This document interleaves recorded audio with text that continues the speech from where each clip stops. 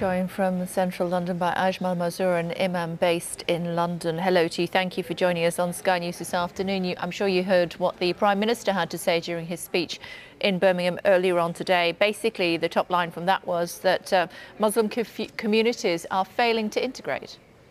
I think that's incorrect. If you look at the recent statistics published by the Guardian newspaper, it would show you more than 80% of British Muslims are very proud of being British as well as their faith as Muslims, as opposed to a smaller number in comparison to the non-Muslim community. So evidence after evidence indicate that Muslims are very integrated and very happy. And in fact, I've gone one step further and have said that Britain is more Islamic than most Muslim countries in the world. So I don't know what this Prime Minister is talking about when he's talking about integration of Muslims. Of course, he's got an issue, and of course, he's got a point about extremism and radicalization that needs to be dealt with separately. But to tarnish a Muslim community as a whole as not integrating enough at the back of it is rather cowardly. Britain is more Islamic than other countries in the world. What do you mean by that? Take, for example, most Muslim countries where there is no freedom, there is no democracy, there are no rules of law, people don't have the right to live even, they get arbitrarily arrested and killed. Those are the countries that are violating the Islamic principle of safeguarding life, property, intellect, family and faith of people. Britain guarantees all that. It's enshrined in our values of Britishness. And therefore, here we find more Islam in everyday life, in our mosques, in our marketplace, in our trade places. And that's why we're very proud of being very British. And of course, for a Prime Minister to tarnish that, it just does not sound very productive. In fact, it's counterproductive. We should be celebrating British Muslim contribution and their integration in our society more than just criminalising them or making negative remarks for headlines. What does British values mean to you as an imam?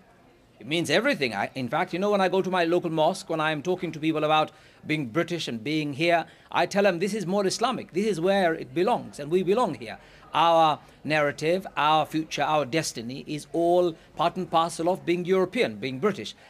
More importantly, respect for humanity, regard for other people, their right to live, right to dissent, right to be different, right to have plurality in our midst, right to have democracy. All of those things are Islamic and British, and they're those mutual values that I very much hold in high esteem and always propose and propagate across the globe. What would you say to British people who are not Muslim, Christians or other denominations, who say, yeah, but Islamic State's followers are also Muslim and we are frightened of them? And rightly so. I am frightened of Islamic State. I don't know whether you know, Kay, but I live with a death threat from those lunatics at the moment. For example, the Al-Shabaab group. My family had to move home. I had to adjust my lifestyle. I had to get police protection, even though I don't seek it, because of the death threat. So it's not just the non-Muslims. Muslims are equally frightened, and we need to do something about it. But I've never seen any ideology, rotten or otherwise, being defeated by bombings. We tried that with Al-Qaeda and failed miserably. I don't think we're going to defeat ISIL by bombing them or anything of that nature. What we need is a more strategic approach. What we need is an inclusive, powerful and a partnership approach. And that's not what I'm hearing from the government at the moment. So how can they be defeated then? What are the root causes of radicalisation, I suppose, that mean that young people leave this country in order to fight for Islamic State in Syria and northern Iraq? Let's put it into perspective. A very, very small number of people have actually gone. There are 3 million Muslims who live here. There is no tidal wave or an exodus of Muslims leaving this country to go and join ISIS or ISIL, whatever the name it is. And therefore, we don't want to, of course, criminalize or put aspersions on Muslim community as a whole. Secondly, how do we defeat this nutty, very crazy, very murderous ideology that prevails? Well, my approach is very simple. I want to understand why they've come about. I believe it's come about because there is a vacuum created by the illegal Iraq war and our inaction in Syria against a brutal regime. And of course, the curving up of the Middle East over the last hundreds of years and support of dictators and despots. So those are the root causes that I believe have created a vacuum, and some crazy, deranged people, nothing to do with Islam as far as I'm concerned. In fact, there is no room for such people in Islam, have taken over the mantle of saying they want to do, and that is cleanse the area of this evil. I don't support them. Nobody should support them. The way to fight them is to empower the civil society institutions, is to allow the Muslim communities in the Middle East to be free, is for us to stop supporting the dictators and despots by supplying them arms and intelligence, and most importantly, creating a moderate and inclusive narrative that we Muslims have been yearning for years and years. So British politicians rebels dating back 12 years or so now, a little bit longer, have to accept their responsibility or their partial responsibility for the setting up of Islamic State because that they voted in favour of the Iraq war? That may be a correct analysis. In fact, we need to go one step further. We need to try some of those people who are responsible for the Iraq war in the first place in the international courts. We haven't done that. We haven't heard anything from the Chilcot inquiry. What do you mean by that, sir? What do you mean? I mean, for example, why are we delaying the Chilcot inquiry results? Why is it not being released? Why is it taking so long?